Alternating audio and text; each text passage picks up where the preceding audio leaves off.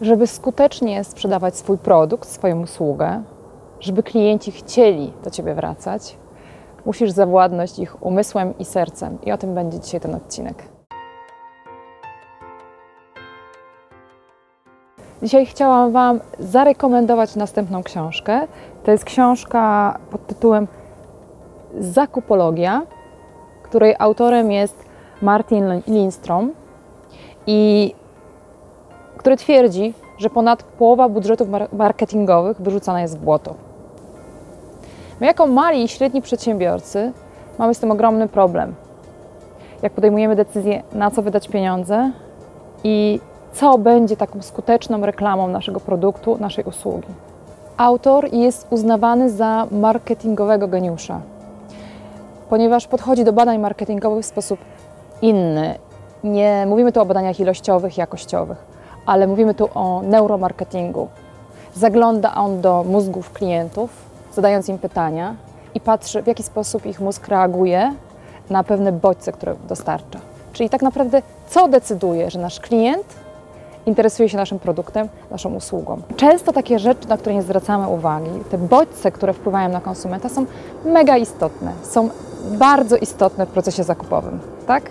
Teraz w obliczu tak dużej konkurencji i zmienności rynku musisz się czymś wyróżniać i musisz wpłynąć w sposób pozytywny na tego klienta czy konsumenta.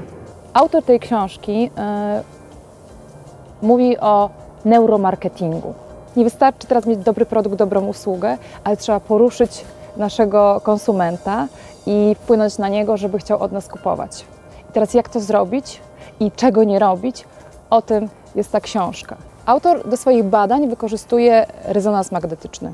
Zagląda nam do mózgu, dostarczając bodźce osobom badanym, sprawdza, jakie części mózgu reagują i czy badany reaguje na dane bodźce optymistycznie, czy on akceptuje to, czy wręcz odwrotnie wzbudza to jego odrazę. Ja osobiście znalazłam tu odpowiedź na jedno pytanie. Moje przypuszczenia potwierdziły się. Nie warto inwestować jako mały i średni przedsiębiorca w reklamy na pewnych eventach, gdzie klient zobaczy tylko nasze logo. To nic nie znaczy. Nie wpłynie to pozytywnie na Twoją sprzedaż i na tym etapie rozwoju Twojego biznesu nie przyniesie Ci tych rezultatów, które oczekujesz. Mówi tutaj o reklamie podprogowej.